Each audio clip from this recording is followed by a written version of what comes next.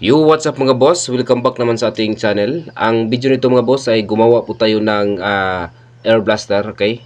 So, ito po ang prion tank na ginamit natin pang staka ng hangin mga boss. So, itong tangke, ito po ang gawin nating pang air blaster, okay? So, may stock pa ito na hangin mga boss. Tingnan nyo. Okay? So, tanggalin mo natin to para mapakita ko sa inyo. So, ito po ang ating pong ginagamit na tangke. Pangstakan po ito ng hangin mga boss, lalo na po kung mayroon tayong ginawa na malayo po sa compressor. So, ito po ang aking ginagamit. Pero itong tangke, ito po ang gawin nating air blaster. Okay? So, ang gawin nito mga boss, itong letter L, palitan natin to ng letter T para ito, tingnan nyo ito mga boss. Okay?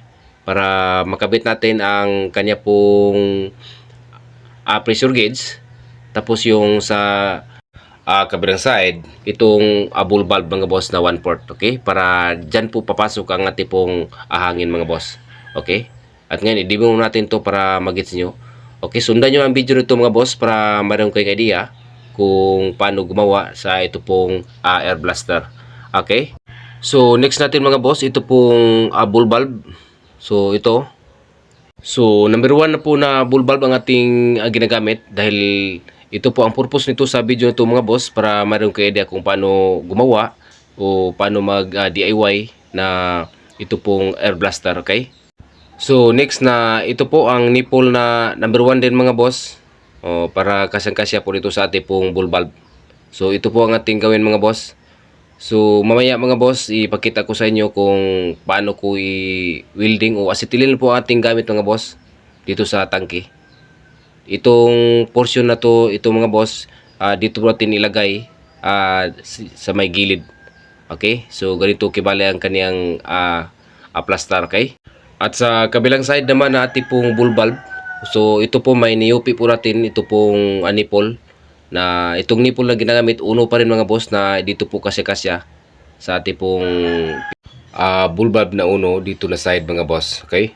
So yan po ang kanyang itsura mga boss. So ganyan ang kanyang open, tapos yung pang close dyan, okay? So ang next natin gawin mga boss, ito ay acetylene mo natin itong banda na side, ito pong coupling o nipple na number 1 mga boss, okay? So, nakaready na po ang lahat nating materials mga boss sa ito pong printang ating gamitin. Tapos itong pressure gauge, meron na din na pressure gauge mga boss. So, sa pagkapit lang ating pong next natin gawin mga boss. At ngayon dahil may stock pa ito hangin, palabasin mo natin itong hangin mga boss.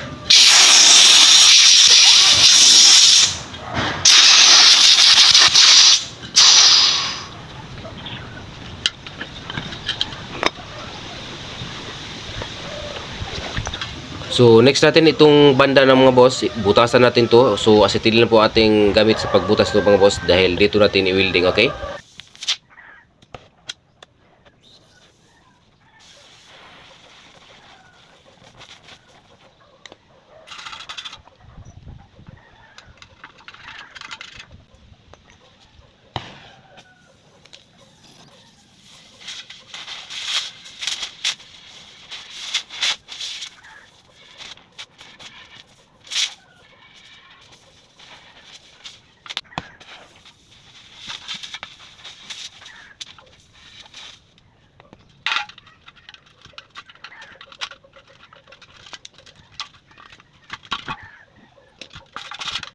So ito na mga boss, nabutasan natin.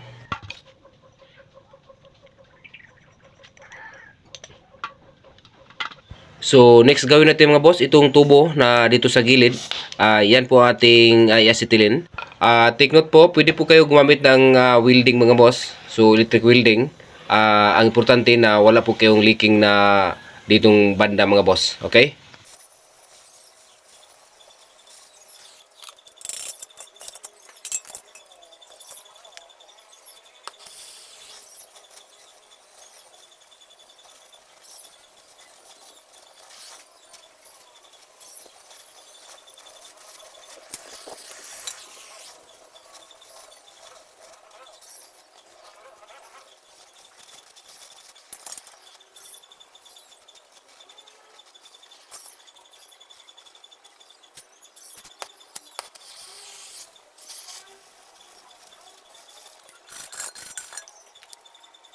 So, tingnan nyo mga boss, malapit natin ma-full weld. So, kunti na lang. So, ito na porsyon ang kulang. Okay?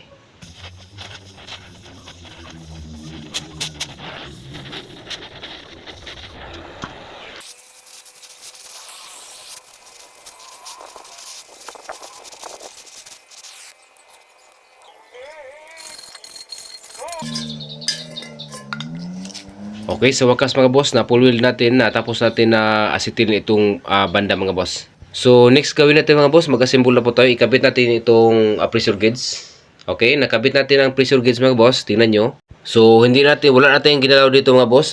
Ginawa natin, pinalitan natin ng T, itong GI coupling na letter T mga boss para makabit natin ang kanya pong pressure gauge. At sa kabilang side naman, doon po tayo magkarga ng hangin mga boss dito. Okay? So, next natin ikabit mga boss itong bull bulb na number 1 mga boss. So, ikabit natin to una mga boss. So, ito mga boss, kahit wala na itong teflon. So, ditong banda mga boss dahil palabas na po ito. Okay? So, ang napaka-importante dito ang may lagyan natin ng teflon. Okay?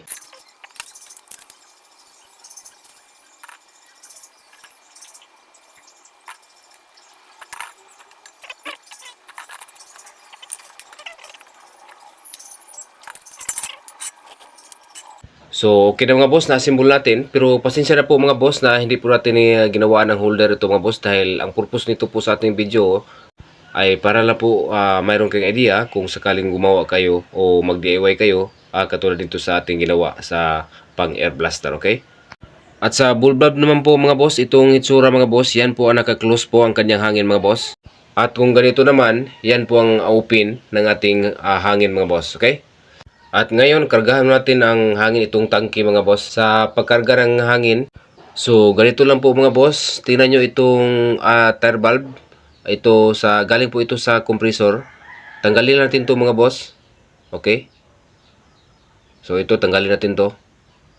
Tapos natin matanggal, dito natin ilagay sa ating pong, okay, dito. Sa ating pong bull valve na ating pong ginawa nating blaster. Okay, dito natin ikarga o papasukan natin ng hangin.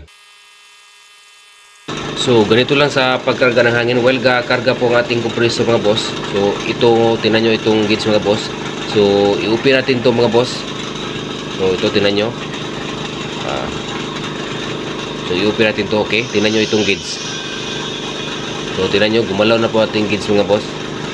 So, dahil 1/4 lang po ang ating compressor, hanggang sa 80 PSI lang po tayo. Okay? Itigil natin yan pag umabot na sa 80 PSI. So, dahil maliit lang po ang ating compressor. So, subukan natin mag-testing na po tayo mga boss para malaman natin ang ating ginawa pong pang air blaster. Okay?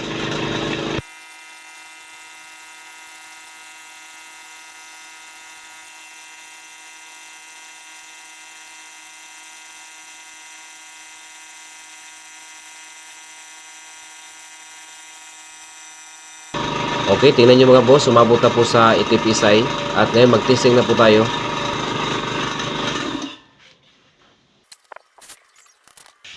Dahil wala po tayo sa shop mga boss, dito lang tayo. Ito lang po ang i-testing natin. Kung gaano ba kalakas yung impact ng ating pong air blaster. Okay, napakalakas. Take 2 po tayo mga boss.